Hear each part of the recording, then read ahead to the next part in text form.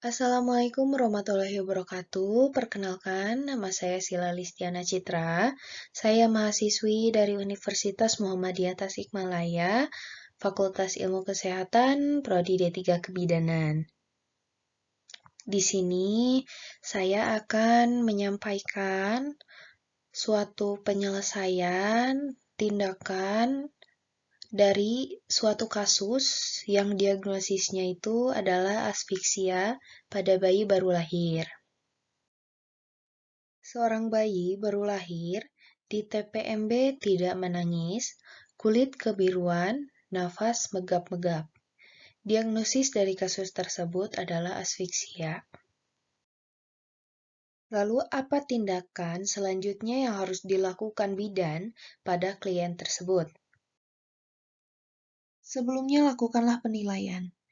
Penilaian yang pertama sebelum bayi lahir, yaitu apakah kehamilan cukup bulan, lalu apakah air ketuban jernih, tidak tercampur mekonium, lalu yang kedua penilaiannya itu segera setelah bayi lahir, yaitu apakah bayi menangis atau bernafas atau tidak megap-megap, lalu yang kedua apakah tonus otot bayi baik atau bayi bergerak aktif. Setelah melakukan penilaian, terdapat dua kemungkinan. Yang pertama, jika bayi tidak cukup bulan dan atau tidak bernafas atau megap-megap, dan mungkin ada lemas juga ya. Nah, lakukan tindakan pemotongan tali pusat. Setelah itu, lanjut ke langkah awal. Di langkah awal terdapat yang pertama, jaga bayi tetap hangat. Yang kedua, atur posisi bayi. Lalu yang ketiga, isap lendir. Yang keempat, keringkan dan rangsang taktik. Lalu yang kelima, reposisi. Nah, jika yang kedua itu jika air ketuban bercampur mekonium, lakukanlah penilaian napas. Jika sudah dilakukan penilaian napas, jika bayinya menangis atau bernafas normal, lakukanlah tindakan pemotongan tali pusat. Lalu dilanjut ke langkah awal. Tapi, jika bayi tidak bernafas atau megap-megap, lakukanlah tindakan membuka mulut bayi secara lebar, lalu usap dan isap lendir dari mulut bayi. Setelah itu, lakukan tindakan pemotongan tali pusat dan dilanjut ke langkah awal. Setelah dari langkah awal, lakukanlah penilaian panas. Dari penilaian panas, terdapat dua kemungkinan. Yang pertama, yaitu jika bayi bernafas normal, lakukanlah asuhan pasca resusitasi. Asuhan pasca resusitasi ini, yang pertama ada pemantauan tanda bahaya, lalu yang kedua ada perawatan tali pusat, lalu yang ketiga ada inisiasi menyusui dini, lalu yang keempat ada pencegahan hipotermia, lalu yang kelima ada pemberian vitamin K1, lalu yang keenam pemberian salep atau obat tetes mata, lalu yang ketujuh ada pemeriksaan fisik, dan yang kedelapan yaitu pencatatan dan pelaporan. Tapi, jika tidak bernafas atau bernafas megap-megap, lakukanlah fertilitas. Yang pertama, pasang sungkup. Lalu yang kedua, fertilitas 2 kali dengan tekanan 30 cm air.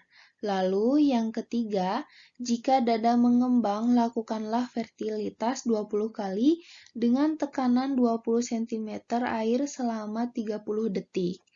Lalu dilanjutkan ke nilai napas kembali. Nah, dari nilai napas terdapat dua kemungkinan lagi, yaitu jika bayi mulai bernafas normal, maka hentikan fertilitas. Yang kedua, lakukanlah asuhan pasca resusitasi. Tapi, jika bayi tidak bernafas atau bernafas megap-megap, tetap ya, jadi tidak ada perubahan. Yang pertama, lakukanlah Ulangi fertilitas ini sebanyak 20 kali selama 30 detik. Yang kedua, hentikan fertilitas dan nilai kembali napas tiap 30 detik. Jadi dinilai kembali nafas bayi selama 30 detik ya. Lalu yang ketiga, jika bayi tidak bernafas spontan sesudah 2 menit resusitasi, siapkan rujukan, lalu nilai denyut jantungnya juga.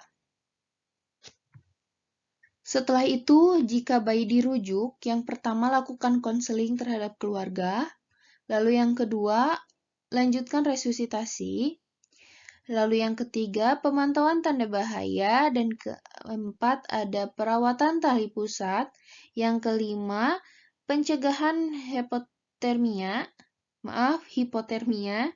lalu yang keenam, ada pemberian vitamin K, yang ketujuh, pemberian selap atau obat tetes mata. Yang kedelapan, pencatatan dan pelaporan.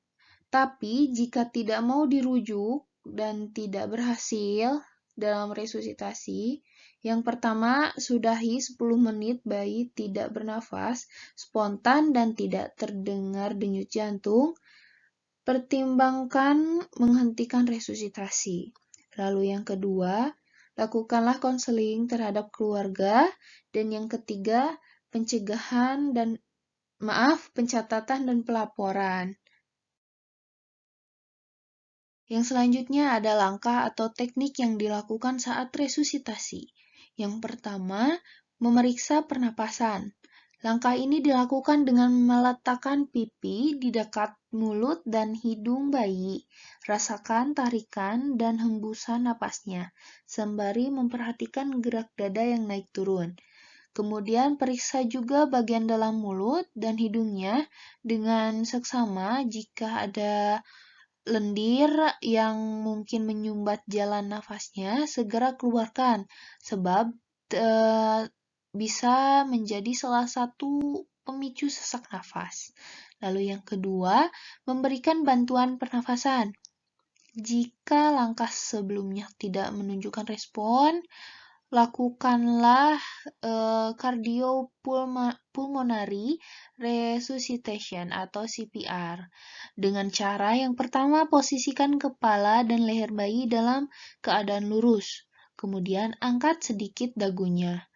Hembuskan udara dari mulut penolong ke mulut atau hidung bayi. Pastikan tidak ada celah agar udara tidak keluar kembali. Lalu, yang selanjutnya, perhatikan apakah dada bayi terangkat saat penolong melakukan teknik yang dilakukan sebelumnya. Lihat juga apakah dadanya kembali turun saat udara keluar. Lalu yang ketiga, melakukan teknik kompresi dada. Jika terlihat tanda-tanda kesadaran setelah melakukan 2 langkah di atas, terus berikan bantuan pernapasan hingga nafasnya kembali normal. Setelah itu, segera buat janji ke rumah sakit guna memastikan kondisinya. Namun, jika bayi belum memberikan respon, lanjutkan pertolongan dengan melakukan kompresi dada. Pertama, tekanan bagian tengah dada bayi dengan jari telunjuk dan tengah, lalu lepaskan. Ulangi cara yang disebutkan dengan kecepatan 100 tekanan dada per menit. Bisa juga dengan melakukan kompresi dada sebanyak 30 kali dan diselingi dengan 2 kali bantuan pernafasan langsung seperti pada poin kedua. Yang kedua, tentukan kebutuhan bidan dalam melakukan tindakan tersebut. Persiapan alat yang diperlukan yaitu yang pertama, tempat resusitasi yang datar, kemudian keras, bersih, kering, dan hangat. Lalu yang kedua, handuk atau kain bersih dan kering untuk mengeringkan, serta menutup tubuh dan kepala bayi. Dan juga kain kecil cukup 1 saja untuk ganjal bahu. ya mungkin setinggi 5 cm lah, jangan terlalu tinggi. Nah, lalu yang ketiga ada alat penghisap lendir. Alat penghisap lendir ini yaitu bola karetnya itu harus bersih dan kering. Kemudian penghisap ini juga harus steril. Lalu yang keempat ada alat penghantar udara atau oksigen. Nah, terdapat tabung sangkup untuk bayi cukup bulan dan prematur, lalu sungkup dengan bantalan karet, kemudian balon sangkup dengan katup pengatup tekanan. Lalu yang selanjutnya, yang terakhir, lampu 60 watt dengan jarak dari lampu ke bayi sekitar 60 cm. Sekian yang bisa saya sampaikan. Mohon maaf bila ada salah-salah kata dari saya, dan maaf bila banyak sekali kekurangan dari saya. Tapi semoga yang saya sampaikan ini bisa membantu teman-teman semua. Dan mungkin sekian. Wassalamualaikum warahmatullahi wabarakatuh.